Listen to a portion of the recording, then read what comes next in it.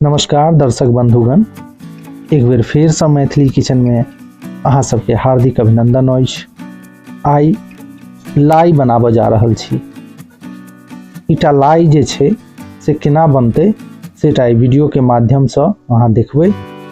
ई मुरही और गुड़ से बनायल जाइ छै।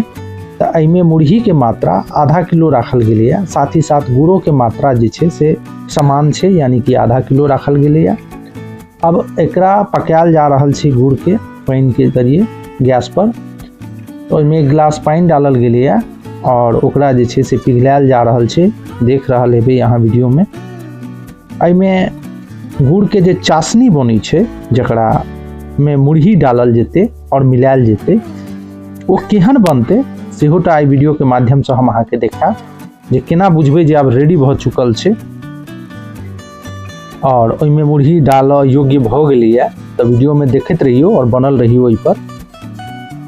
तो हम बताबि रहल छी जे केनाटा बनते। मकर संक्रांति का शुरुआत जहने होइ छै तो ई सबटा चीज जे छै से बननाइ चालू भ जाइ छै, चाहे वो तिलकुट होय, चुरलाई होय, या फिर मुरही से संबंधित जेना कि लाई बनाबि रहल छी।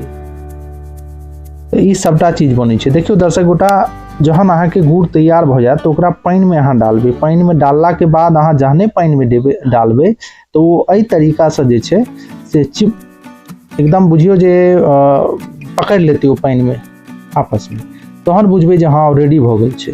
तो मुरही डालऽ से पहले एहिमे अहाँ के अदरक डालऽ के, जैसे वो सुगंधित भ जाइ छै और साथ ही साथ पचहो में जे छै से बड़ा आसानी से पचि जाइ छै।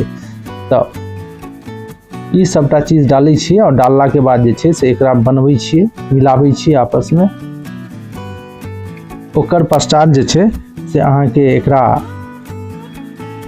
जहन ई मिल जाए तहन ओकरा हाथ से जे छै से ओकरा शेप देबऽ के छै।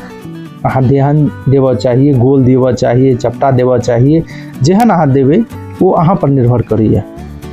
तो एहि तरीका से जे छै से लाई बनलै। अहाँ सबके हम बतेलहुँ जे केनाटा बनाबै छियै। हम अपना मिथिलांचल में या फिर कहीं भी कोनो क्षेत्र में होय, बिहार में जे छै से सबसे ज़्यादा एकर प्रचलन रहै छै बनाबऽ के। तो दर्शक गोटा, अगर वीडियो नीक लागल हैत तो चैनल के लाइक और सब्सक्राइब जरूर कऽ लेबै, साथ ही साथ शेयर कऽ देबै।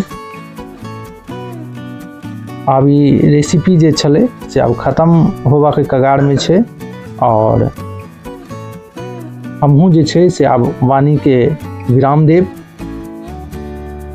और चलै छी एक नया शीर्षक पर वीडियो बनाबऽ के लेल अहाँ सबके लेल। फिर से हम अबै छी एक नया शीर्षक लऽ कऽ। तब तक जय मिथिला, जय मैथिली।